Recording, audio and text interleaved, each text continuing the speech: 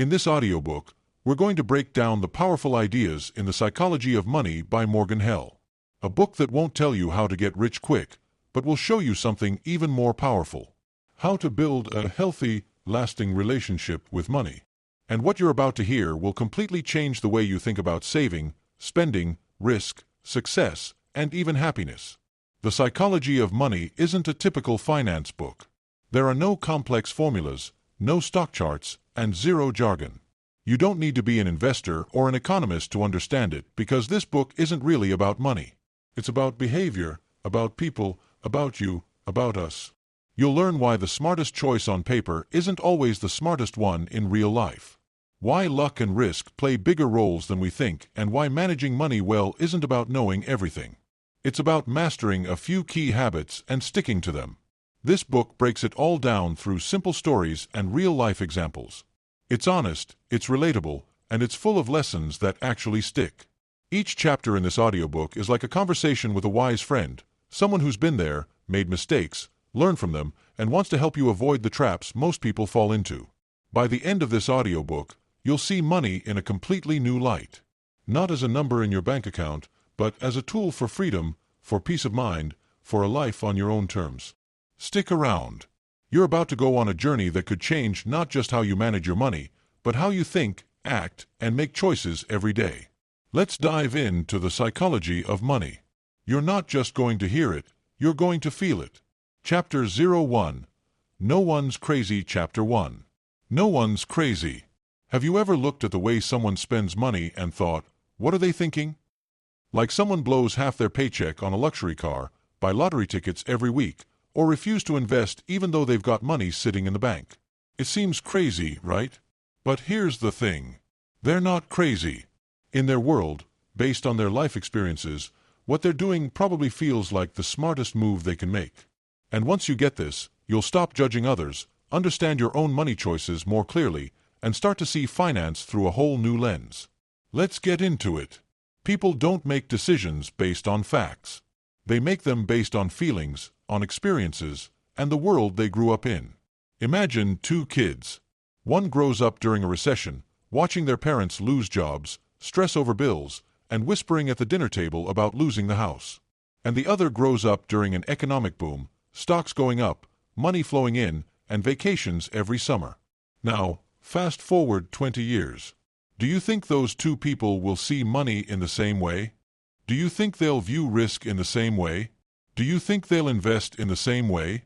Of course not. They lived through completely different realities. One learned to protect every dollar. The other learned to take bold risks. So, it's no surprise that what seems smart to one might seem insane to the other. Here's something we often forget. You can read all the finance books in the world, but if you've never felt the panic of not knowing how to pay rent, if you've never stood at a grocery store line praying your car doesn't decline, then you'll never fully understand what money stress feels like. You can read all the charts and spreadsheets showing stock market crashes, but they can't show you what it feels like to come home. Look at your kids and wonder if you made a mistake that could hurt them. Emotions always beat data every time. We make money choices with our hearts, not just our heads. And here's something more wild. The year you were born can shape how you see money for life. For example, if you turned 20 in the 1990s, you saw the stock market skyrocket. You probably believe in investing. But if you turned 20 in the 1970s, the market went nowhere. Inflation was through the roof. You might think stocks are risky, even dangerous. It's not because one person is smarter than the other. It's just timing. And it's not just stocks, unemployment, interest rates, and even job opportunities. They all hit different people in different ways. You didn't choose when you were born, but it affects how you see the world and money forever. That's not fair, but it's very true. Let's make it even more real. Have you ever wondered why some low-income people spend money on lottery tickets? From the outside, it seems foolish. But try to step into their shoes just for once. Imagine living paycheck to paycheck. No vacations, no college savings for your kids. For them, buying a lottery ticket is the only moment they feel hope that maybe, just maybe, life could be different. It's not just gambling. It's buying a dream. You might not agree with it, but when you see it that way, it completely makes sense. The truth is, no one's crazy. We're all just telling ourselves different stories about money based on the lives we've lived. Whether it's investing, lotto tickets, or retirement accounts, we're all just trying to write a story that makes us feel safe, successful, and in control. And those stories come from experience, not logic. Think about it. Some people hoard. Some people spend fast. Some fear debt. Some ignore it, but it all makes sense when you know their backstory. Now, here's another important insight Morgan shares. Nobody really knows what they're doing. Retirement plans, credit cards, mutual funds, home loans, stock market apps. These are very recent tools. Just 2 generations ago, most people didn't even retire. They worked until they just couldn't. Retirement accounts. They didn't exist until the 1970s. Stock market apps. They've only been around since smartphones, barely old enough to vote, let alone drink. So, of course, people make mistakes. Of course, we mess up. Because we're all just figuring it out. We're not bad with money because we're careless. We're bad at it because we're new at it. You wouldn't expect a beginner driver to race Formula One. Yet somehow we expect ourselves to be money experts. So what's the real lesson from this chapter? It's this. Everyone's financial decisions make sense to them. Even if they don't make sense to others, we all carry different experiences, different scars, different dreams, and those shape every money choice we make. And when you understand where someone's coming from, you don't just get better at managing money, you get better at understanding people, including yourself. So instead of asking why are they so irresponsible, start asking, what story are they telling themselves? And instead of beating yourself up over past mistakes, ask yourself, what story was I believing at that time? When you understand that, you start to make better choices, not just with money, but also with people. Coming up in the next chapter, you'll discover how one of the richest people on earth got rich because of something totally out of his control. Stick around. You'll want to hear it. Chapter 2. Luck and Risk. Chapter 02. Luck and Risk. Picture this. 2 people, same smarts, same hustle. One ends up in a mansion. The other files for bankruptcy. Why? What makes one person's decision seem brilliant and another's look like a huge mistake? Here's the truth most people don't like to admit. Success is never just a skill, and failure is never just a mistake. Behind the scenes, 2 invisible forces are always at work. Luck and risk. In this chapter, we'll see how these invisible forces shape our financial lives, often in ways we don't even notice. And by the end, you'll never look at success or failure the same way again. Let's start with a story you probably haven't heard. We all know Bill Gates, right? Co-founder of Microsoft, one of the richest people on Earth. He's a genius, right? But here's something surprising you might not know. In the 1960s, while most kids were scribbling on paper, Bill Gates was learning coding at school. That's right. His high school had a computer in the 1960s, long before most schools even heard of. He didn't build it. He didn't ask for it. It was just there. And so was he. Now imagine how rare that was. Out of hundreds of millions of high school students worldwide, only about 300 had access to a school with that kind of technology. And Bill Gates was one of them. And he used that access to explore, to learn, and eventually to start Microsoft. Was he brilliant? Definitely. Did he work hard? Absolutely. But would Microsoft have existed if he hadn't gotten that 1-in-a-million head start? Even Bill Gates admits without that once-in-a-lifetime access, there's a good chance Microsoft never would have existed. Now, on the flip side, meet Kent Evans. Kent Evans was Gates's best friend. He was just as smart, just as driven, just as passionate about computers. They dreamed of starting a company together. But one weekend, Evans went for mountain climbing and never came back. A slip, a fall, a tragic accident. And just like that, his future was gone. Same drive, same dreams, same potential, but very different outcomes. All because of luck and risk. Luck and risk are like 2 sides of the same coin. They're the forces that are out of your control. They can push you higher or knock you down. And often they have more impact than intelligence, effort, or talent. Imagine 2 people start the same kind of business. Same timing, same effort, same everything. One becomes a huge success, the other goes bankrupt. From the outside, we usually say the successful one was a genius, and the one who failed made mistakes. But maybe the successful one got lucky, a big client, a surprise investor. And maybe the other one got hit with something totally unexpected, like an emergency or a health issue. Same initial decisions, but very different end results. All because of luck and risk. We don't like to admit that because luck feels unfair and risk feels scary, but ignoring them doesn't make them go away. It just makes us more likely to fall into the trap of false confidence and unfair judgment. If we only copy what worked for others without realizing how luck played a role, we might be chasing a blueprint that can't be replicated. And if we beat ourselves up over failures without realizing how risk played a role, we might be taking the blame for something we couldn't control. Here's another great example. In the 2000s, Richard Fuzone, a former Merrill Lynch executive, was living large. Huge mansion, luxury cars, fancy lifestyle, great reputation. From the outside, he had it all. But under the surface, he had one weak spot, debt, and a lot of it. And when the 2008 crash hit, he lost everything. Meanwhile, in a small town, Ronald Red, a gas station worker and janitor, lived quietly and saved consistently. No one noticed him until he passed away with over $8 million in savings. Two very different people, two very different outcomes. Not because one was smarter than the other, but because of luck and risk. Morgan Hell puts it this way: success is a lousy teacher. It seduces smart people into thinking they can't lose. So when you win, don't let it go to your head. And when you lose, don't let it break your spirit. Sometimes it's not about what you did right or wrong. It's just luck or risk having its turn. So, here's the big lesson from this chapter. Be careful how you judge success. And even more careful how you judge failure, because what we often call smart might just be lucky. And what we call stupid might just be unlucky. And speaking of luck, in the next chapter, we'll meet two people who pushed their luck too far and paid the price. It's eye-opening. Stick around. You don't want to miss it. Chapter 3. Never Enough. Chapter 03. Never enough. Picture this. You're lying on your couch, bills paid, fridge full, a little extra in the bank.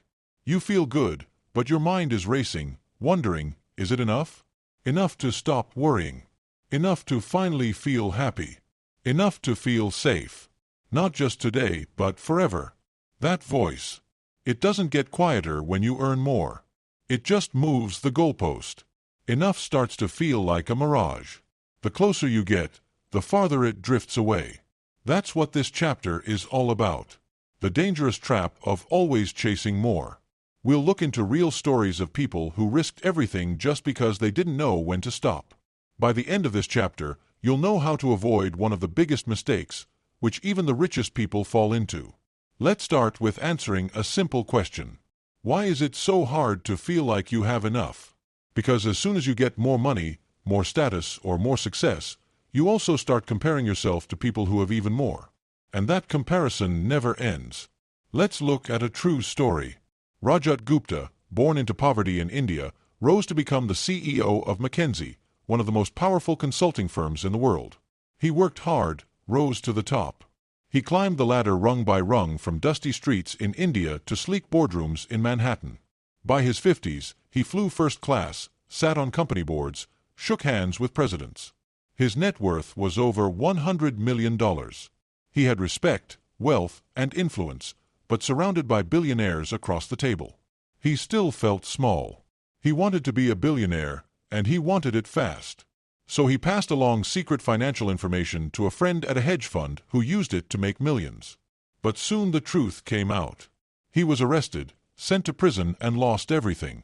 His career, reputation, legacy gone. All for what? More than he needed. More than he could ever spend. And Gupta wasn't the only one. History is full of people who risked everything for just a little more. Take Bernie Madoff, for example. Before he was exposed as one of the biggest frauds in history, he was already a successful businessman, a real one. He ran a legitimate firm, made millions.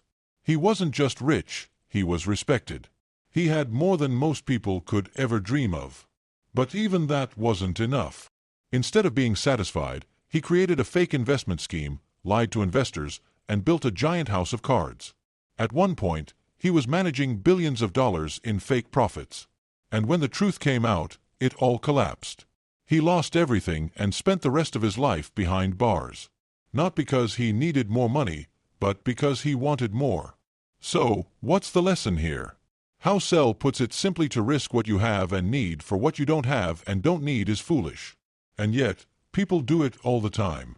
Think about it. People with nice jobs want to become entrepreneurs just to earn more. People with big homes feel behind because their neighbor's house is bigger. People with millions keep reaching for billions. There's nothing wrong with ambition because it's very human. But if the goalpost keeps moving, you'll never be happy. You'll always feel behind. Imagine you earn $100,000 a year. You live comfortably. You save a little. You travel every now and then. That's more than most people. You're doing well. But if your coworker earns $200,000, suddenly your enough doesn't feel like enough anymore. So you work harder, push the limits, take bigger risks, and the cycle keeps going. This is social comparison, and it's everywhere. Your coworker might compare himself to someone making $1 million. That millionaire might compare himself to a hedge fund manager. And the hedge fund guy, he might compare himself to Warren Buffett. And Buffett, he might glance at Elon Musk, see how the ladder never ends. There's always someone above you. And if you keep climbing just to catch up, you may never stop. That's how social comparison works. It tricks you into thinking you're missing something, even when you're not. Think of it like eating at a buffet. You fill your plate and you're full. You feel good, but then you see someone else grabbing lobster tail and imported cheese. Now you feel like you're missing out, so you go back for more. Now you're stuffed. You feel sick. You regret it. Why? Because you didn't stop when you had had enough. You let someone else's plate decide what you need. Here's the big lesson from this chapter. Knowing when you have enough is one of the most powerful money skills you can learn. It helps you avoid taking risks that could ruin everything you've already built. It helps you stay focused on what really matters. So the next time you catch yourself chasing more money, more stuff, more approval, stop and ask yourself, do I already have enough to live the life I want? If the answer is yes, maybe the smartest move isn't to speed up, but to slow down, to look around, to realize the view from where you are might already be beautiful. Sometimes the richest people aren't the ones with the most. They're the ones who know when to stop. So remember, when you define your own enough, you stop letting comparison control your life. Coming up in the next chapter, we'll talk about a secret superpower that helps build real wealth, and it has nothing to do with luck or income. It's something so simple, yet most people overlook it. Stick around. This one is a game share. Chapter 04, Confounding Compounding. What's the most powerful force in building wealth? A big paycheck. A genius investment strategy. A once-in-a-lifetime business idea. Nope, not even close. It's actually something you already have access to. And it's not flashy. It's not exciting. In fact, it's kind of boring, but it works. Like magic. Morgan Hell calls it confounding compounding. And in this chapter, we're going to talk about why this boring, quiet little force is actually the secret behind massive success stories. Let's start with a name you definitely know. Warren Buffett, one of the richest people alive, a legend in the world of money. But here's the part most people don't talk about. Yes, Buffett is a smart investor, but what really made him rich is how long he's been investing. He's been trading stocks since he was just 10 years old. And by the time most people are just learning what a stock is, Buffett had already been growing his money for decades. Now, here's the crazy part. More than 90% of Warren Buffett's wealth was made after his 65th birthday. Yes, after age 65. That's not because he found some secret trick late in his life. It's because compounding had finally kicked into higher gear by then. His investments had decades to grow. That's how compounding works. It's not just how much you earn. It's how long you let it grow. Think of compounding like a snowball. You roll a small one down a hill. At first, it's slow. It barely grows. But with each turn, it picks up more snow, then more, then even more. And by the time it reaches the bottom, it's a beast. Not just because of snow, but because of momentum. That's how money grows through compounding. Your savings earn a little interest. Then next year, that interest earns interest. And the cycle keeps going. At first it looks small, but over time the growth becomes so big it feels unbelievable. That's why hell calls it confounding, because the results are so huge they don't even seem to make sense at first. But here's the problem. Most people give up too early. They save for a few years and think this isn't doing much. So they stop. They pull their money out, or they jump into something faster, shinier, or riskier. But compounding, it's slow. It's all about time. It rewards patience, not perfection, not fancy strategies, just consistency. We live in a world that loves quick wins, instant likes, same-day delivery, 5-minute meals, crash diets, viral trends. We're wired for right now, but compounding, it doesn't care about now. It plays the long game. Let's go back to Warren Buffett again. If he had started investing at age 30 instead of age 10, or if he had retired at 60 instead of continuing into his 90s, would he still be rich? Probably. But would he be Warren Buffett? Definitely not. His real superpower isn't just his skill. It's his time in the game. Buffett isn't just good. He's been good for a very, very long time. And here's the best part. You don't need to be a billionaire to use this. You just need to start early, be consistent, and stay in the game. Whether it's $5 a week or $500 a month, what matters is you just keep going. So, here's the big takeaway from this chapter. The most powerful tool in wealth building isn't luck or brilliance. It's time. It's patience. It's letting the snowball roll. Compounding rewards people who stick with it. Not for weeks, not for months, but for years. Compounding may look slow at first, but once it gets going, it's unstoppable. The earlier you start, the longer you stay consistent, the bigger the results. You don't need a perfect plan. You just need to give it time. Whether you're saving coins in a jar or investing small amounts every month, stick with it. Trust the process. Let your money roll like that snowball, because the longer it rolls, the bigger your future gets.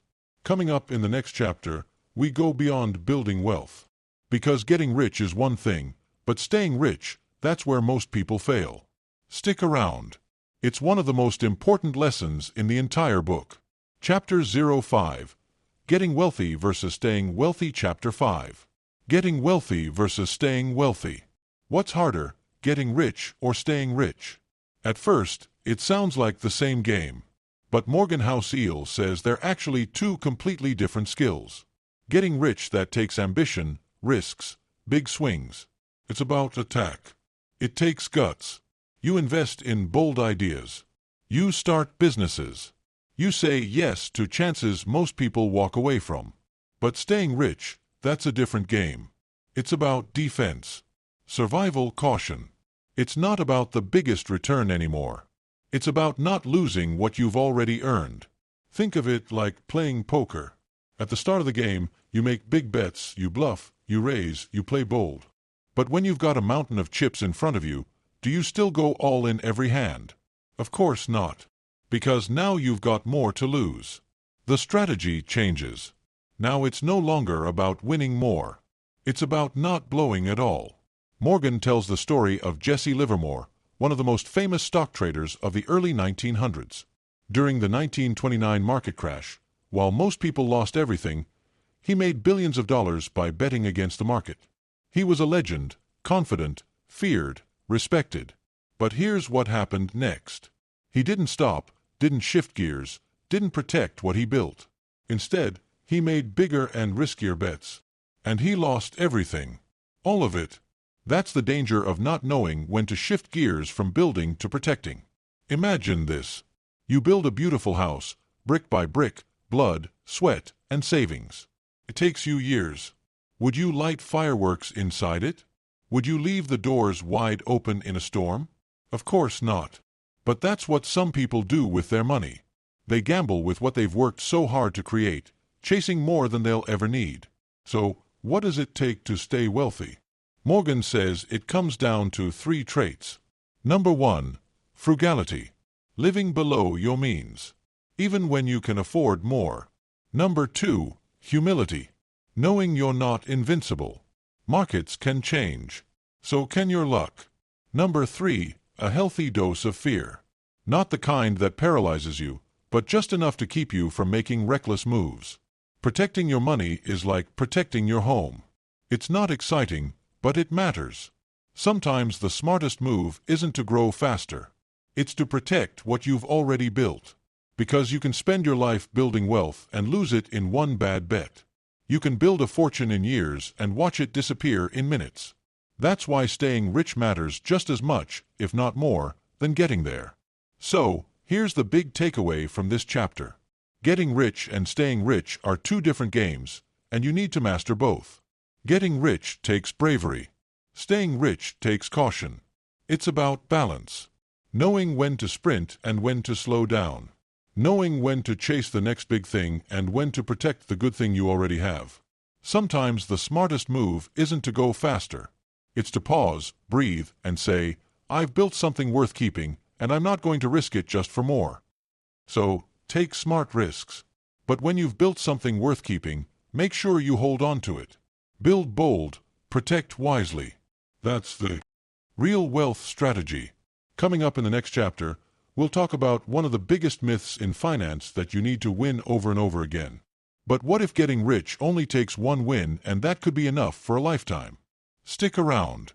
It's one of the most eye-opening chapters in the entire book. Chapter 06, Tails, You Win. Chapter 6, Tails. You win.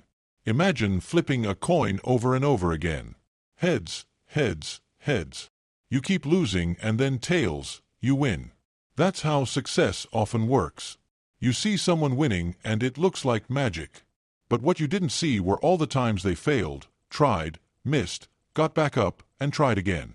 Here's what Morgan Housel wants you to know. You don't need to be right all the time. You just need to be right every now and then. That's what this chapter is all about. Let's start with a simple truth. Most things don't work out in business, investing, and life in general. Ideas fail. Projects flop. Plans fall apart. People let you down. And that's how life is. But every now and then something clicks, and when it does, that one win can make up for everything else. Housel calls these rare wins tail events. The kind of events that may be rare but have a massive impact when they do happen. Take Apple, for example. They've released hundreds of products over the years. Some were okay, some totally flopped. But then came the iPhone, and it completely changed the company's future. Apple went from just another tech brand to one of the biggest companies in the world. Not because everything they did worked, but because one thing did. The other products, they played their part. But none came close to the impact of the iPhone. That's the power of a tail event. And this doesn't just happen to giant companies. It happens in real life too. Your life. Think about it. One new friend changed your whole social circle. One job offer led to a brand new career. One move to a new city totally changed your path. Those are your tail events. Maybe 95% of what you tried didn't work. But that 5%, that job, that idea, that person, it made all the difference. So, here's what Morgan's actually saying. Don't expect every effort to pay off. In fact, expect most things to fail and be okay with that. That's how the process works. What matters is that you keep trying. You keep exploring. You keep showing up. So, when that one rare moment comes, you're ready. But the problem is people give up too soon. They try something once or twice. It doesn't work. They quit. They think, maybe I'm just not cut out for this. But here's how people become successful. At first, they fail over and over again. And then boom, one moment hits. One idea works. One tail event shows up and suddenly they're not a failure anymore. They're a genius. Let's take a quick example from sports. Michael Jordan missed over 9,000 shots in his career, lost almost 300 games, failed to make the game-winning shot 26 times, and yet he's remembered as one of the greatest basketball players of all time. Why? Because he stayed in the game long enough for his tail events to happen. Success doesn't come from being perfect. It comes from not quitting before your tail event happens. So, Here's the big takeaway from this chapter. Most of your success will come from just a few key moments. You don't need to win all the time. You just need to win big every now and then. Don't let small failures take you out, because your next big win could be just around the corner. So be patient, take smart risks, try new things, learn from the misses, and most importantly, stay in the game. Because when the moment comes, when life flips the coin just right, tails, you win. Coming up in the next chapter, we'll talk about something far more valuable than money. Stick around. You don't want to miss this one. Chapter 07, Freedom. Chapter 7. Freedom. Imagine this. You wake up when your body says it's time, not your alarm. You stretch. You take your time with breakfast. Maybe you go for a walk, spend time with your family, read, or just sit and think. And the best part, no one is rushing you. No one owns your schedule. That is freedom. Now compare that to how your most days actually feel. Waking up to an alarm, rushing through traffic, days that don't feel like yours. That contrast between what you want and what you live. That's what this chapter is all about. Let's start with a question. If someone handed you $1 million right now, no strings attached, what would you do with it? Buy a mansion, a luxury car, book a dream vacation. Sure, those things sound amazing. But here's what Morgan Hell wants you to understand. The most valuable thing money can buy isn't stuff. It's control. It's the power to say, I'll do what I want, when I want, with whom I want, for as long as I want. That is real wealth. The ability to control your time. That's it. Not having the most money, not having the most stuff, not chasing status, not showing off, just choice. The choice to wake up in the morning and decide how you'll spend your day. The choice to work less. The choice to say no without guilt. The choice to walk away from what doesn't feel right. The choice to spend your day how you want, not how someone else demands. Think about this. Why do people dream about retiring early? Why is remote work so popular? Why do millions of people want to be their own boss? It's not just about earning more money. It's about owning more of their day. It's about freedom. The freedom to take your kid to school. The freedom to nap in the afternoon. The freedom to turn off your phone and no one panics. The freedom to say no to what doesn't matter and yes to what does. And believe it or not, that simple feeling, that control over your time, this is what most people are actually chasing, even if they don't realize it. Think about it. What would your days look like if you had total freedom over your time? That image is your real financial goal. Let's look at a quick comparison. Two people, one makes $500,000 a year, but works 80 hours a week and can't take a vacation without checking emails. The other earns $50,000 a year, works 30 hours a week, and takes days off to hike with their kids. Now ask yourself, who's really wealthier? Real wealth isn't just measured in dollars. It's measured in time. The time you control, the time you can't get back. We live in a world where we're always on. Emails, notifications, deadlines, hustle. Busy has become a badge of honor. But deep down, most people aren't chasing more and more. They're chasing space. They want to breathe. They want the freedom to live life on their own terms. And the good news is you don't need to be rich to have that freedom. You just need to value time over status. Here's a moment from Morgan's own life. He once asked a wealthy friend, "What's your ultimate financial goal?" And the friend didn't say a yacht or early retirement. He said, "I want to wake up every day and say I can do whatever I want today. No schedule, no boss, no pressure." And that feeling, that is real wealth. So, here's the big takeaway from this chapter. The real goal of money isn't to look rich. It's to buy time and control. You don't need millions in the bank. You just need enough to make choices that feel like you. Enough to walk away from what drains you. Enough to say yes to what lights you up. Enough to live in a way that aligns with your values. Freedom might not show up in your bank account, but you'll feel it in your calendar, in your mornings, in your peace of mind, in your smile. Coming up in the next chapter, we'll dig into why trying to impress others with money rarely works and often backfires. Stick around. You'll want to hear this one. Chapter 08, Man in the Car Paradox. Chapter 8. Man in the Car Paradox. Ever seen someone in a brand new luxury car and thought, wow, that person must be killing it? Be honest. We've all had that thought. But here's the surprising part. According to Morgan Housel, the person driving that car doesn't get the admiration they think they're getting. Why? Because most people aren't thinking about them. They're imagining themselves driving that car. And chances are you've done it, too. That disconnect between what we think others are admiring and what's actually happening. That's what Morgan calls man in the car paradox. And once you understand it, it'll totally shift how you think about wealth, success, and how people actually see you. Let's dig into it. We believe a fancy car, a big house, or expensive clothes will earn us admiration. But in reality, people just admire the thing, not the person.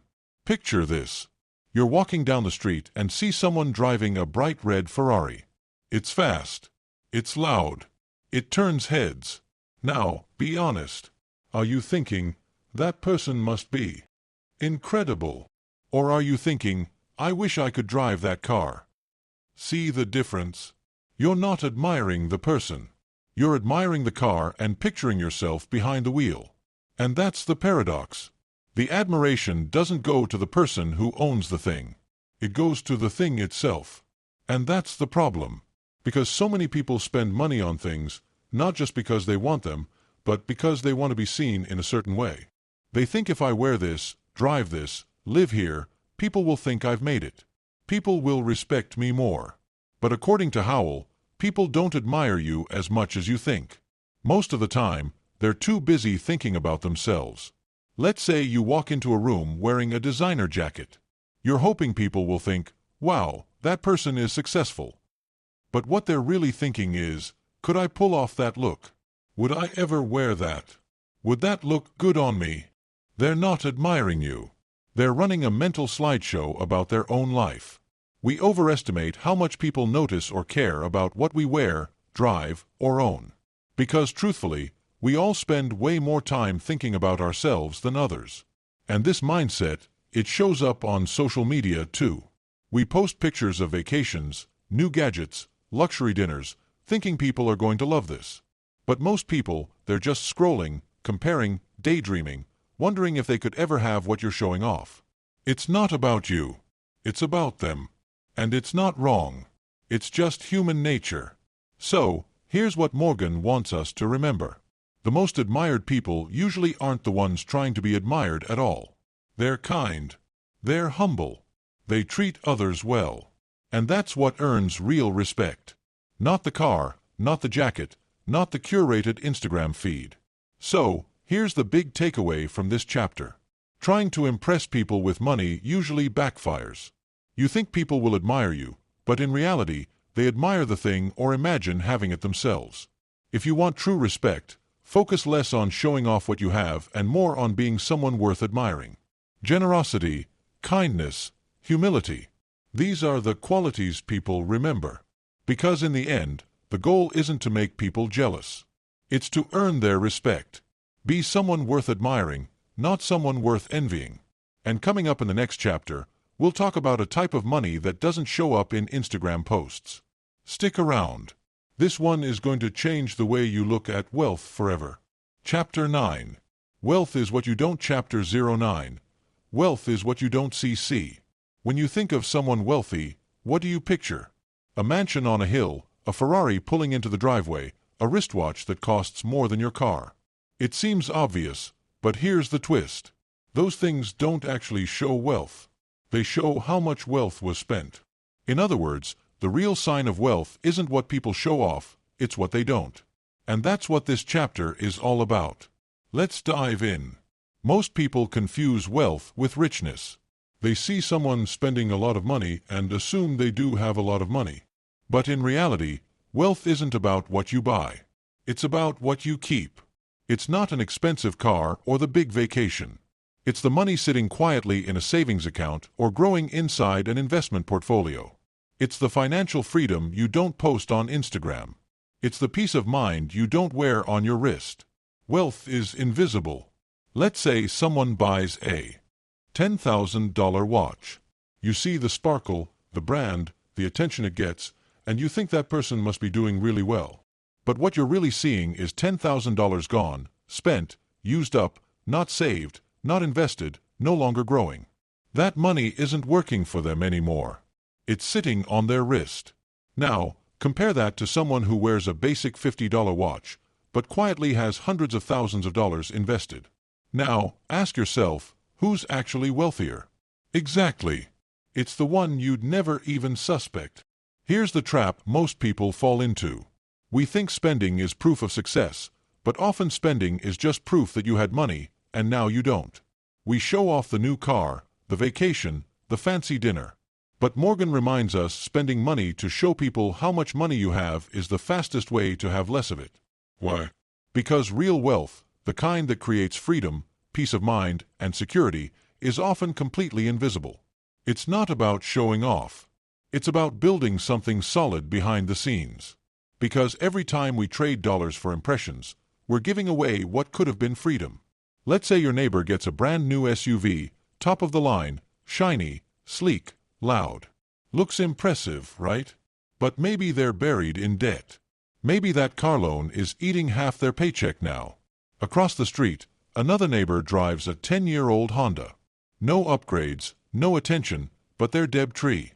They've been saving and investing for years, and if they lost their job tomorrow, they'd be fine. You'd never guess. But they have real financial strength. Social media makes this even trickier. We post the new shoes, the expensive meal, the weekend getaway. But when's the last time someone posted their savings account, their investment portfolio, the mortgage they just paid off? But why not? Because true wealth doesn't get likes. But guess what? Those are the real flex. Not the stuff you show off, but the quiet decisions that build true financial security. So here's the big takeaway from this chapter. Wealth is what you don't spend. It's savings. It's investments. It's security and freedom, not stuff. And the strongest kind of wealth. You'll never even notice it because it's working silently behind the scenes. And coming up in the next chapter, we'll dive into a concept that seems too simple to matter, but Morgan says it's the most powerful habit in the entire game of money. Stick around because what's coming next could quietly change everything. Chapter 10. Save Money. Chapter 10. Save money. Have you ever saved up money for something big only to end up spending it on something completely different? Or maybe you saved for an emergency, but the emergency never came. And in those moments, you might have wondered, what's the point of saving if I never end up using it? Well, Morgan has a powerful answer. The purpose of saving money isn't always to spend it. Sometimes it's just to give yourself options. And in this chapter, he explains why saving, even without a specific goal, might be the smartest financial move you'll ever make. Let's break it down. We're usually taught to save for specific things. A house, a car, a vacation, and those are all good reasons. But Housel says that kind of saving can be too narrow because life is unpredictable. It doesn't follow a script. Emergencies happen. Opportunities pop up when you least expect them.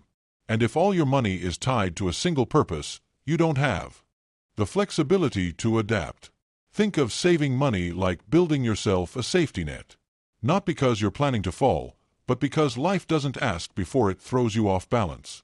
Let's say your car breaks down or you lose your job suddenly or a once-in-a-lifetime opportunity shows up and you want to grab it. And if you've been saving not for a thing but just because, then you're ready. You don't have to panic. You don't have to borrow. You don't have to miss out. You just act with confidence. That's the power of saving without a reason. Morgan calls this one of the most powerful habits in personal finance. Why? Because it gives you flexibility. It gives you time.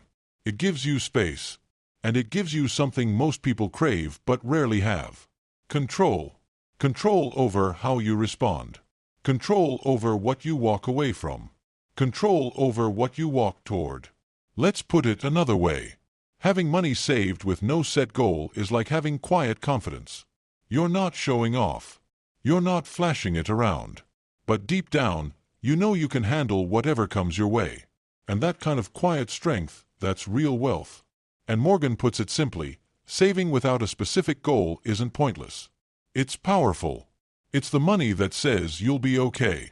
Not because you've predicted the future, but because you've prepared for it. So, here's the big takeaway from this chapter. Save money even when you don't have a reason to. Save because it gives you options. Because it gives you peace of mind. Because it puts you in control when life throws you a curveball. Save because when the unexpected happens, and it always does, you'll be ready. Not scrambling, not stuck, but steady and in charge. Coming up in the next chapter, we'll talk about something we all struggle with. The pressure to get everything right, to always make the perfect financial move, to never mess up. But what if you don't have to be perfect? What if good enough is actually enough?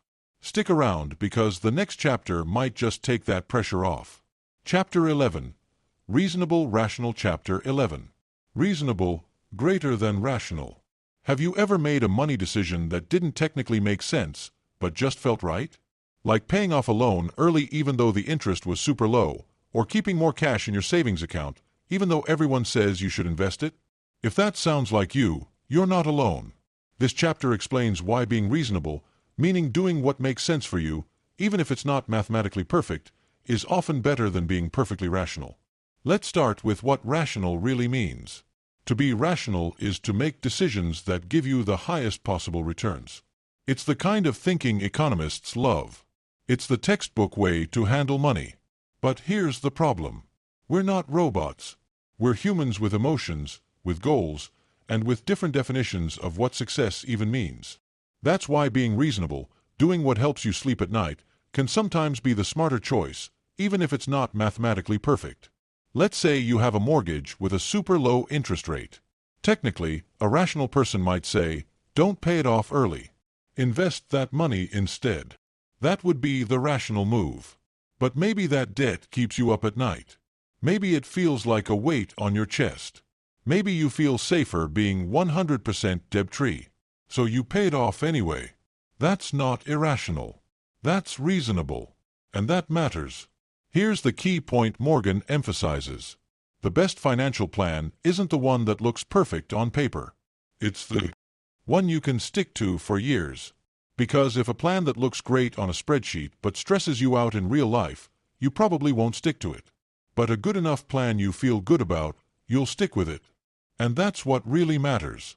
Think of it like working out. Sure, the perfect workout plan might be the one backed by science and data, but if it's too strict, too intense, or too complicated, you'll quit. A good enough plan that fits your lifestyle. That's the one that works. The same goes for money. You don't need the best strategy. You only need that makes sense for you. Maybe you keep more cash than experts recommend. Maybe you invest a little more conservatively. Maybe you stick with a simple strategy. But if that helps you sleep better, stay consistent, and stay in the game for decades, that's not a weakness. That's wisdom. Morgan puts it like this. Reasonable may not win you debates at dinner parties, but it wins in real life. If a decision helps you stay calm, avoid panic, and keep going, that's the right decision. This is why Hell says it's okay, even smart, to let emotion play a role in your financial decisions. Because at the end of the day, money isn't just about numbers. It's about feelings. It's about what gives you peace of mind. So, here's the big takeaway from this chapter. You don't need a perfect financial plan. You need a plan that makes sense for you. Your financial plan doesn't have to be optimized for maximum return. It just has to be right for you. If it gives you confidence, if it keeps you moving forward, if it helps you sleep at night, that's a great plan. Don't chase perfection. Aim to be consistent. Aim to be calm. Aim to be reasonable. And coming up in the next chapter, we'll talk about something even the best plans can't predict.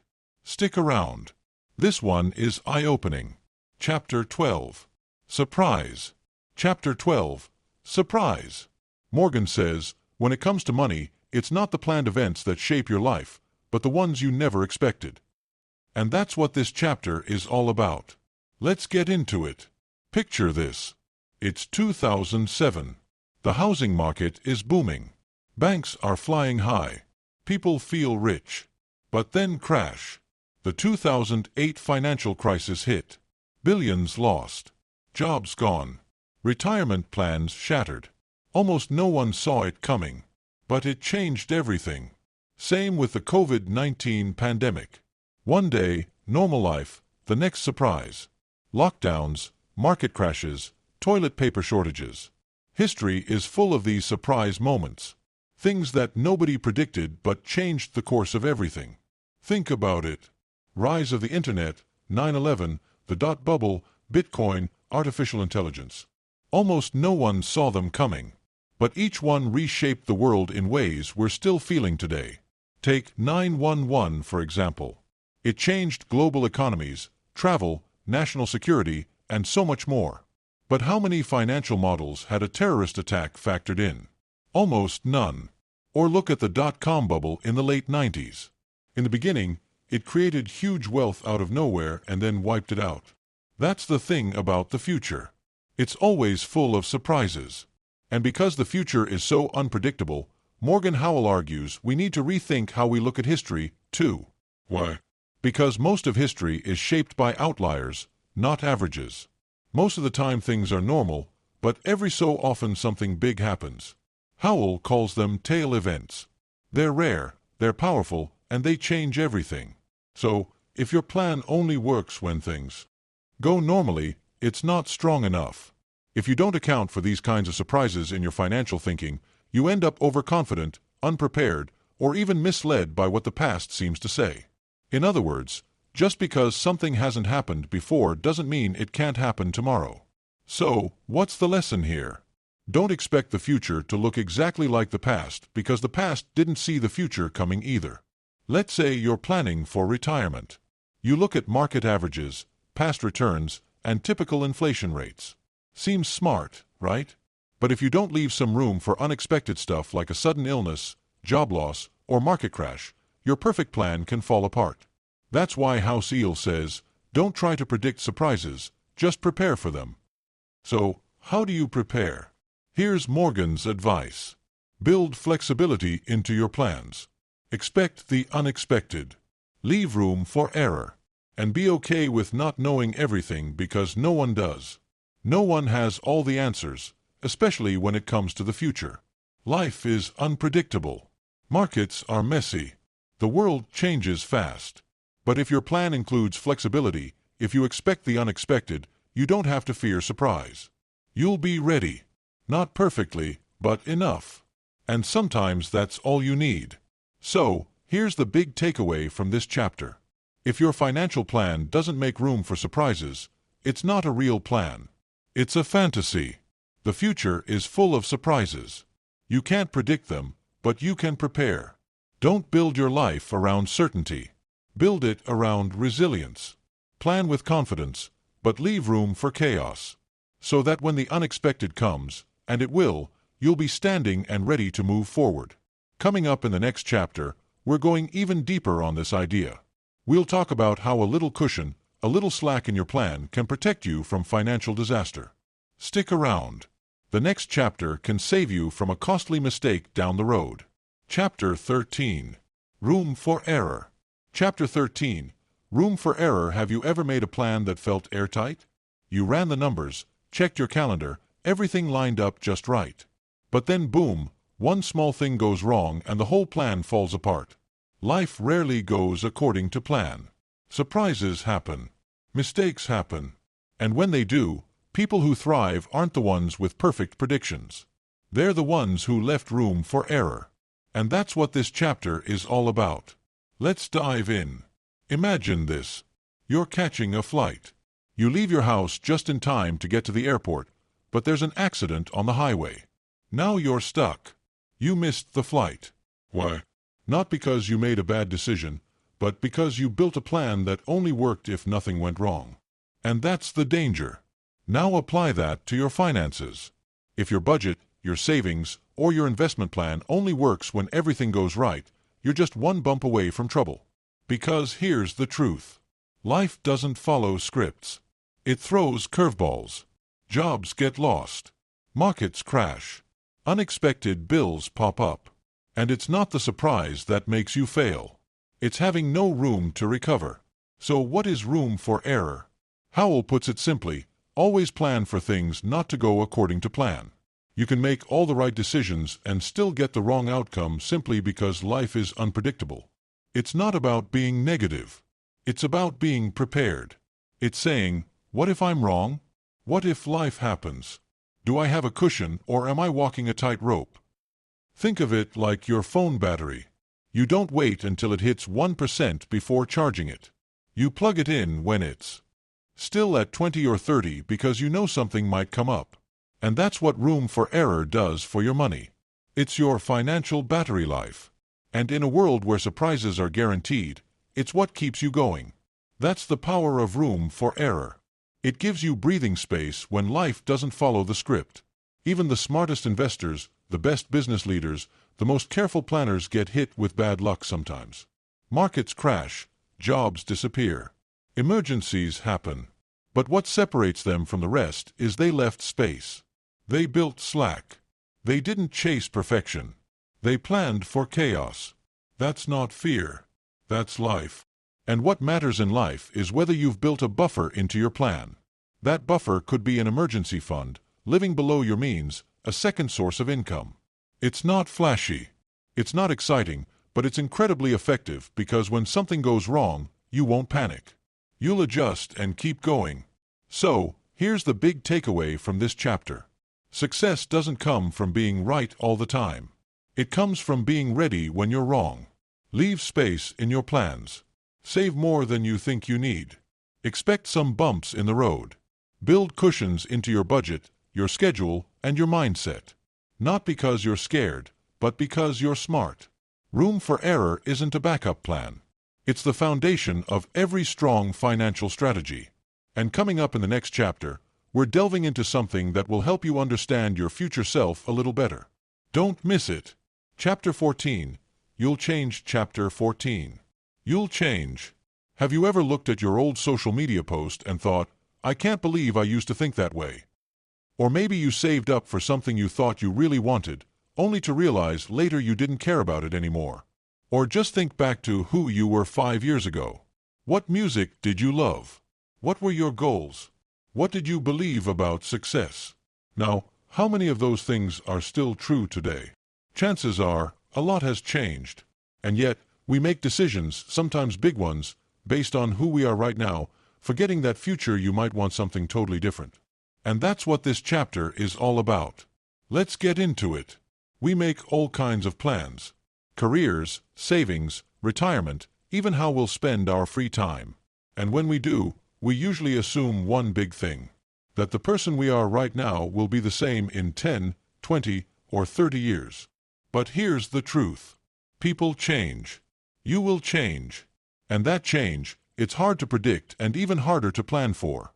Morgan Housel calls it the end of history illusion. It means we understand how much we've changed in the past, but we somehow assume we'll stay the same from here forward. And that assumption, it's a problem because it leads us to make rigid long-term plans for a future version of ourselves we don't even know yet. Let's say you're 25 and you start planning and dreaming about what you'll want at 55. Retirement on a beach, a fancy car, maybe a home spa. But here's the catch. That 55-year-old version of you might want totally different things. Like not a beach house, but time with grandkids, not luxury, but peace, not more stuff, but more meaning. So if your plan only fits who you are today, future you might feel trapped in a life that doesn't fit you anymore. Hell isn't saying don't plan. He's saying your plans should have flexibility built in. Don't assume you'll always want what you want now. Leave space to change your mind, to shift directions, to grow. If you acknowledge that your goals, interests, and values will probably shift, you give yourself the power to adapt. You don't have to get it all perfectly right today. You just have to leave room to adjust. Because the person you'll be in 5, 10, or 20 years is a stranger you haven't even met yet. This is why chasing big flashy goals just because they look good today can backfire. That dream car, that perfect vacation, that massive house, they might not matter to you in 10 years. And if you spent years chasing them only to realize they don't make you happy, that's a hard pill to swallow. So here's the big takeaway from this chapter. You're going to change. And that's not a problem. That's human. So plan for change. Expect it. Make room for it. The person you are today won't be the same person you'll be in the future. So make financial plans that are strong but flexible. Save broadly. Invest wisely, But don't lock yourself into a life path that can't evolve with you. Create a financial life that's strong enough to support you now and flexible enough to support whoever you become later. Build space for growth.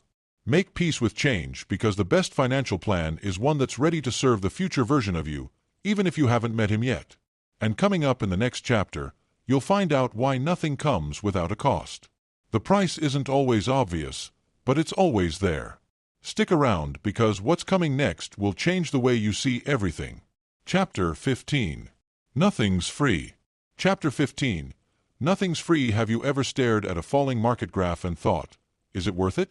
The nights I can't sleep. The mornings I wake with a knot in my gut. You're not alone. Because when it comes to money, like most things in life, nothing is free. But the price you pay doesn't always show up on a price tag. Sometimes it comes as stress. Sometimes there is uncertainty. And sometimes it demands patience. And in this chapter, we'll talk about why recognizing and being willing to pay those hidden prices is actually the secret to build long-term wealth. Let's start with how we usually think about cost. We go to a movie, we pay for the ticket, we go to dinner, we pay the bill. When we think about cost, we usually picture money bills. But when it comes to investing or building wealth, the price is different. Instead of paying with money, you pay with time. You pay with doubt. You pay with emotional ups and downs. And most people, they don't see that part coming. Let's take investing in the stock market, for example. There's no upfront fee just to invest. But the real cost, it's the stress of watching your portfolio drop. It's staying calm during a recession. It's holding steady when everyone else is panicking. It's the anxiety of not knowing what comes next. That's the price of building long-term wealth. And if you're not ready to pay that price, you might cash out right before your biggest gains. Think of it like a roller coaster. You pay for the ride and you hang on for the wild part, but once you're strapped in, the highs and lows are part of the ride. It's no different with money. Volatility, risk, and uncertainty aren't signs of something going wrong. They're the price of being in the game. And here's where most people make a mistake. They treat that emotional cost like a fine, like it's a penalty for doing something wrong. But Housel says, don't think of it as a fine. Think of it as a fee. A fee is what you pay to access something valuable. It's not a punishment. It's just the cost of admission. And once you see it that way, you stop panicking because you know it's just a part of the deal. So next time when the market dips or your savings feel slow to grow or your progress feels frustrating, remind yourself this is just the fee. Because that fee, it's the toll you have to pay to cross the bridge to financial freedom. You're not off course. You're just paying the price that success demands. So here's the big takeaway from this chapter. Nothing in life is free, especially not success. Whether it's building wealth, growing investments, or chasing your goals. There's always a price, but the price isn't always money. Sometimes it's patience. Sometimes it's discomfort. Sometimes it's fear. And sometimes it's staying on the course when things get tough. The real question isn't whether there's a cost. It's this. Are you willing to pay it to get what truly matters? And if you are, the long-term rewards are absolutely worth it. Coming up in the next chapter, we will find out why trying to keep up with others can lead you off your own financial path. Stick around. It's one of the most eye-opening chapters in the entire book. Chapter 16. You and Me. Chapter 16. You and Me.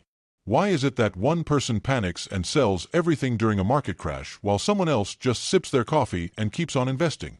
Or why your friend is all in on crypto while you're just focused on keeping things simple?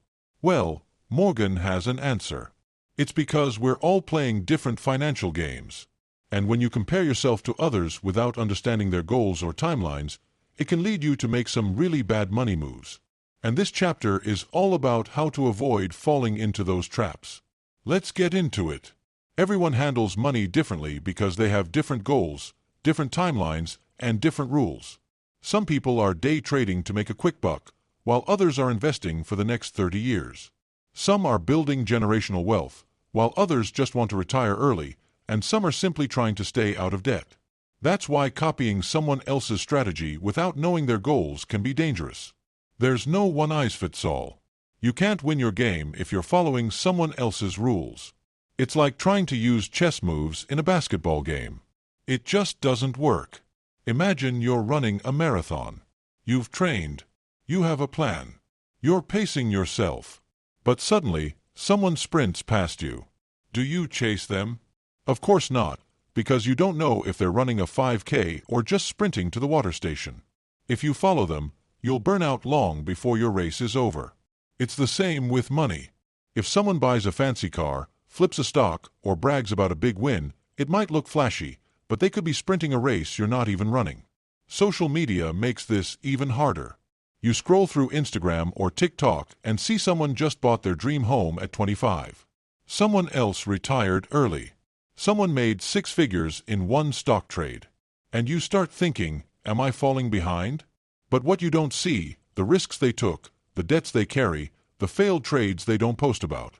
And when you compare your life to someone else's short-term win, you might end up making a decision that feels good now, but hurts you later.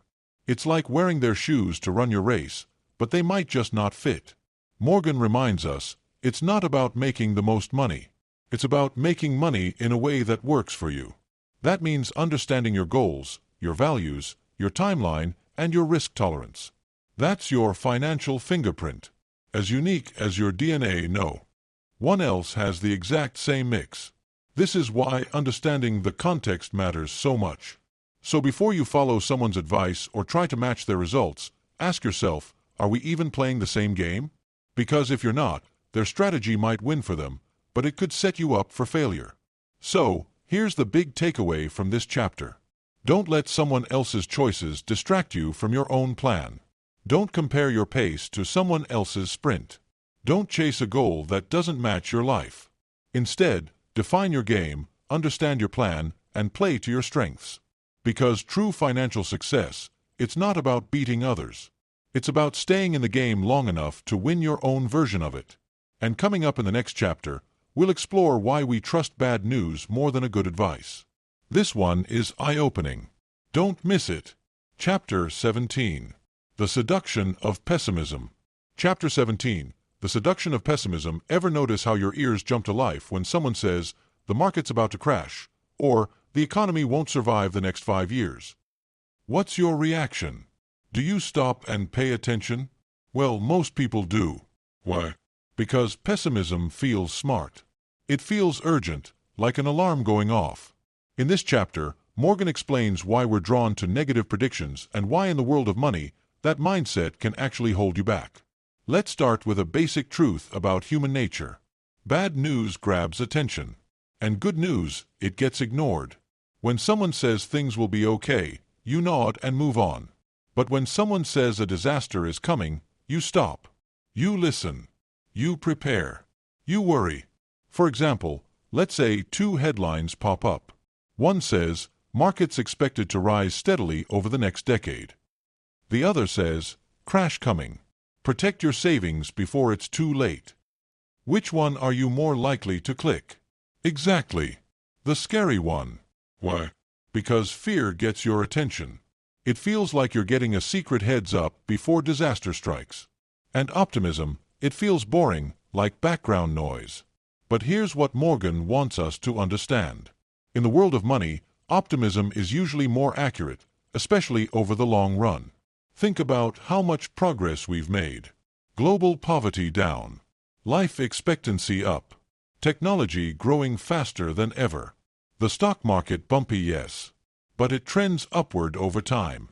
Yes, there are setbacks. There are crashes, recessions, even panics. But over the long term, progress is the trend. So why does pessimism sound more intelligent? Because it feels like protection. When someone says, be careful, they sound wise, thoughtful, like they've seen things you haven't. Meanwhile, the optimist, they sound naive, unrealistic, maybe even a little too hopeful. But Morgan reminds us, yes, pessimism often sounds smarter. But optimism is what leads to long-term success, especially in investing. That's why the people who succeed with money are usually the ones who stay invested even when it's scary, keep saving, even when the news says not to. Keep building while others are backing away. They're not ignoring risk. They're just not ruled by it. Let's be clear here. It's okay to be careful. It's wise to prepare. But when fear makes all your decisions, you end up missing the very chances that could move you forward. You sell at the bottom. You avoid investing. You sit on the sidelines. And over time, that fear costs more than any crash ever could. So, how do you stay optimistic in a world that loves bad news? You zoom out. You look at history. You remember the bigger picture. Yes, bad things happen. But over time, good things keep growing. Innovation continues. Businesses rebuild. Markets recover. Progress is the trend, not the exception. So, here's the big takeaway from this chapter. Don't let the pessimism seduce you. It might sound smart. It might sound safe. But in the world of money, real growth lives on the side of optimism. And if you let fear guide your every choice, you might miss out on the best opportunities. So stay grounded, prepare for bumps, but keep moving forward.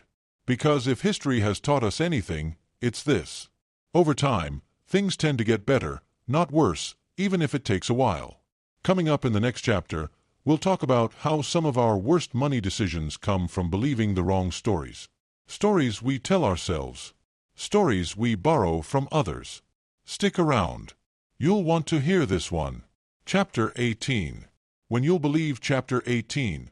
When you'll believe anything. Have you ever heard a money story that just felt true? Not because you analyzed the numbers, but because it just made sense in your gut. Like someone who doubled their money overnight in the stock market, or a rags to riches tale that sounds almost magical. You hear it and you think maybe I can do that too. But pause for a second. Did you believe it because it was logical or because it was emotional? In this chapter, we'll talk about why when it comes to money, we're often guided more by stories than by facts. Stories we hear, stories we see, and most powerfully, stories we live. Let's break it down. Let's go back to the 2008 financial crisis. Some people lost everything in the market. So, their story is investing is too risky, never trust it. Others, they held on. And years later, they saw their investments bounce back stronger than ever. Their story. The market always bounces back. Stay invested. Same event, totally different lessons. Why? Because we don't just remember what happened. We remember how it felt. Morgan compares this to how we process news or history. We don't just want cold facts. We want a story.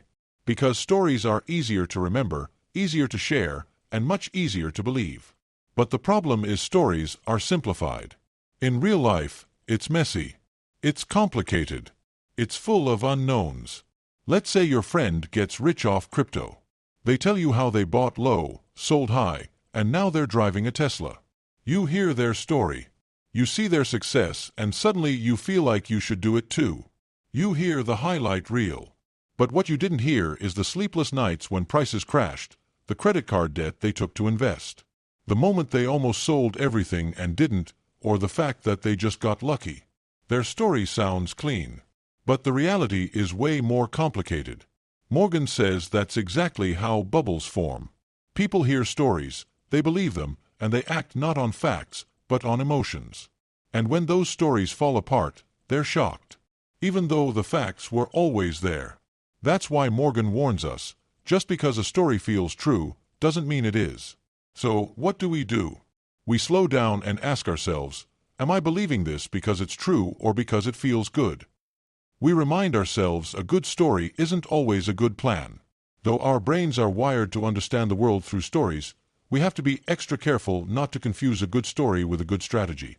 So before making a financial move, ask, is this based on logic or emotion? Is this someone else's journey or part of my own? Because chasing someone else's story might lead you far off your own path. So, here's the big takeaway from this chapter. Be careful what financial stories you believe. They might be inspiring. They might be popular, but they're not always completely true. And they're not always right for you. Stories are powerful. They move us. They motivate us, but they're not facts. They're not guarantees, and they're not an alternative for a solid plan.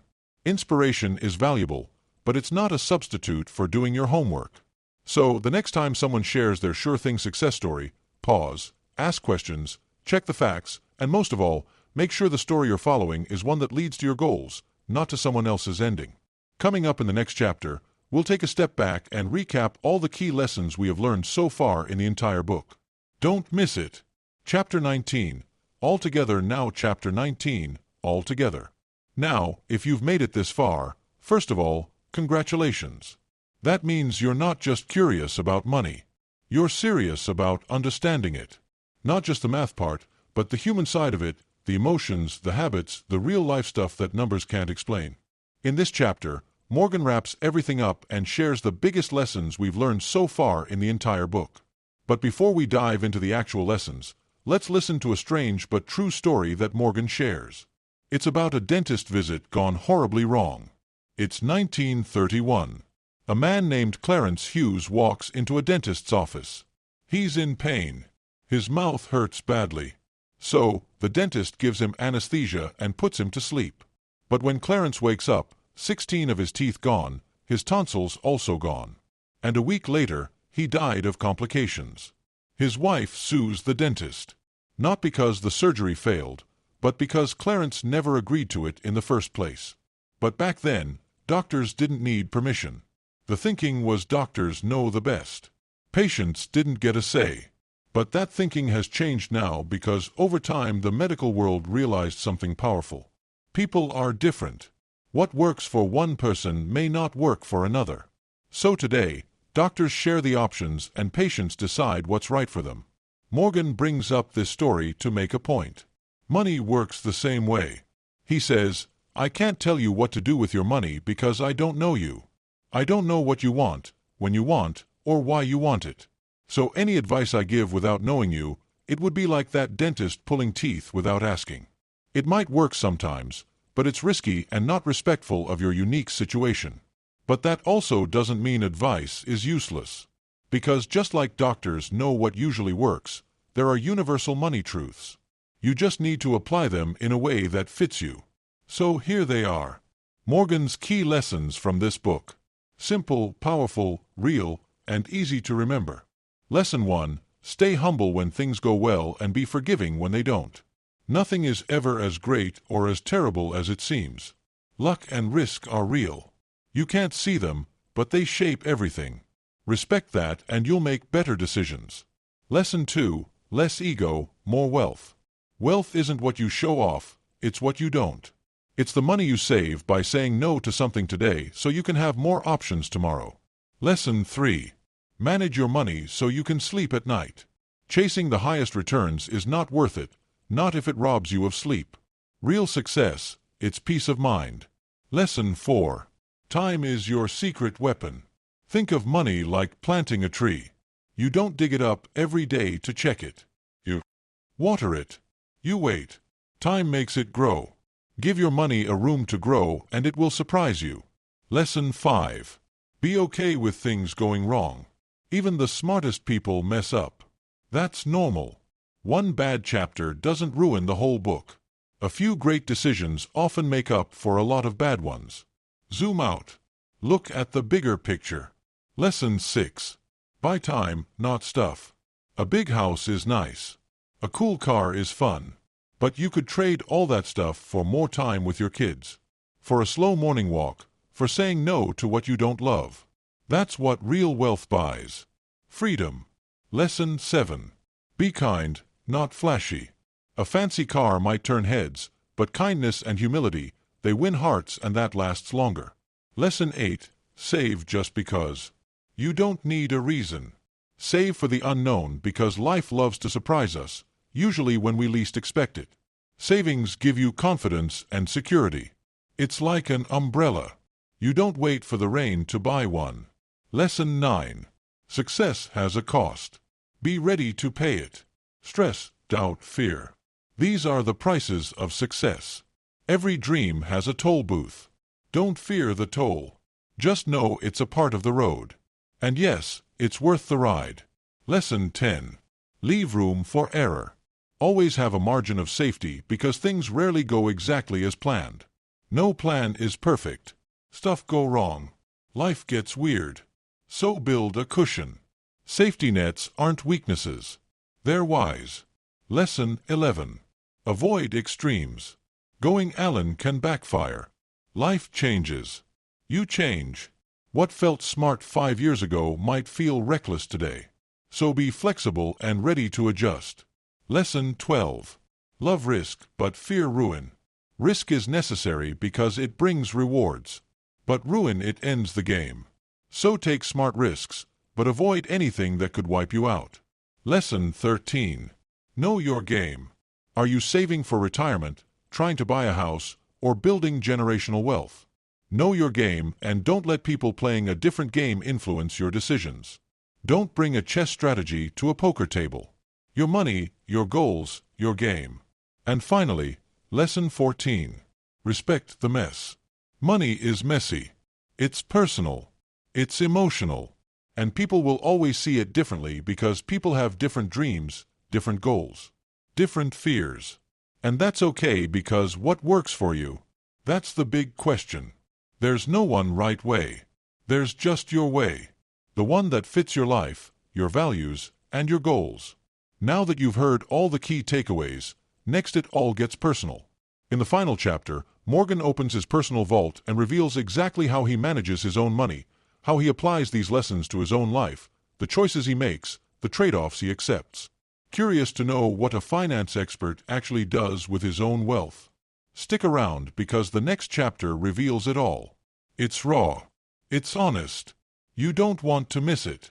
Chapter 20, Confessions. Chapter 20, Confessions. This is one of the most personal and eye-opening chapters of this book. It's not just about money strategies. It's about what Morgan himself does with his own money. And more importantly, it's about why he does what he does. Let's start with a simple question. What do you own and why? This is the question billionaire investor Sandy Gottesman used to ask people he wanted to hire. It's a powerful question because it cuts through the talk and gets to the truth. And it turns out a lot of people say one thing about money but do something completely different when it's their own money on the line. Half of the mutual fund managers don't invest in their own funds. That's like a chef who won't eat their own cooking. Think about that. And doctors, same thing. They'll recommend one kind of treatment to their patients, but choose something totally different for themselves. So, what's going on? It shows us something important. When it's your money or your life is on the line, we make decisions differently. Morgan's message is clear. Personal finance is exactly that, personal. People don't make money decisions based on spreadsheets or textbooks. They make them around their dinner table with their partners thinking about their kids, their future, and what helps them sleep well at night. And those things, they are different for everyone. There's no one-size-fits-all formula when it comes to money. Now, let's talk about how Morgan handles his own money. His biggest money goal, independence. To him, real wealth means having the freedom to do what you want, when you want, and with whom you want. It's not about having the biggest house or fanciest car. It's about being in control of your time. It's about having the freedom to live life on his own terms. Morgan learned this from his dad. His father became a doctor at 40 with 3 kids. He went from being poor to doing okay. But even when things got better, he kept saving by living below their means. He saved a lot. And one day, after years of high-stress work in the emergency room, his dad just quit, walked away, free from everything. This event left a mark on Morgan. It stuck with him for life. For him, independence became the ultimate financial goal from then on. To him, that freedom to do what you want, when you want, with whom you want, is the real goal. And here's the good news. You don't need to be a doctor or make a ton of money to get there. You just need to keep your lifestyle expectations in check and save like it matters. Morgan and his wife have a simple rule. Don't let your lifestyle grow just because your income does. They started off with simple jobs and a simple lifestyle. A basic apartment, an okay car, nothing fancy. They liked reading, walking, and spending time together, stuff that doesn't cost much. And even after their incomes went up, they kept the same lifestyle. They didn't feel like they were missing out because they figured out early on what was enough for them, and they stopped moving the goalpost. That allowed them to save more and more over time. And the result, it gave them something better than more stuff, more savings, more independence, less pressure. Now, here's something that might surprise you. Morgan once made what experts called his worst financial decision. But to him, it was one of the best money decisions he had ever made. Morgan and his wife paid off their house completely, even though interest rates were super low. The advisors said they could have invested that money, but for them, it wasn't about math. It was about peace of mind. They didn't want to owe anyone money. Owning their home outright made them feel free. No monthly payments, no debt. It wasn't the right financial decision, but it was the right emotional decision. And that's worth more than a few extra dollars in returns. Because sometimes being happy is more important than being right. Now, here's another thing they do, one that most experts wouldn't recommend. They keep around 20% of their savings in cash. Most financial experts would say that's way too much. But here's their thinking. Cash is like oxygen for their lifestyle. It lets them breathe when life gets hard. An unexpected medical bill, job loss, or whatever emergency pops up. They don't have to panic. They don't have to sell their stocks at the wrong time. And most of all, holding cash gives their investments more time to grow without being interrupted. That's important because Charlie Mayer had said the first rule of compounding is to never interrupt it unnecessarily. Now, here's how Morgan invests. He started his career picking individual stocks, and at one point he owned 25 different companies, but these days he keeps things simple. He invests in low-cost index funds, both U.S. and international. He still respects people who actively pick stocks, but for him, it's not worth the extra risk. He knows he might not beat the market, but he also knows he probably won't mess things up, and that's a trade he's happy to make. His family lives simply. They save a lot, and they invest steadily. Their plan is simple. Invest from every paycheck. Max out retirement accounts. Contribute to kids' college funds. And let the money grow quietly over time. Nothing flashy, no chasing trends, no fancy strategies, just patience, optimism, and consistency. So, what's the big takeaway from this chapter? It's this. Money is personal. It's not about doing what's right on paper. It's about doing what feels right for you. Morgan says it best. The best financial plan is the one that helps you sleep well at night. For him, that means independence, simplicity, and being okay with not always having the perfect answer. What works for him might not work for you, and that's perfectly okay. So whether that's paying off your house early, keeping extra cash, or sticking with simple investments, do what gives you peace of mind. Because when it comes to money, no one is crazy. We're all just trying to do our best with what we've got, where we are, and who we are. Epilogue, and that's a wrap on the psychology of money. Timeless Lessons on Wealth, Greed, and Happiness. By Morgan Hell. Thank you for listening.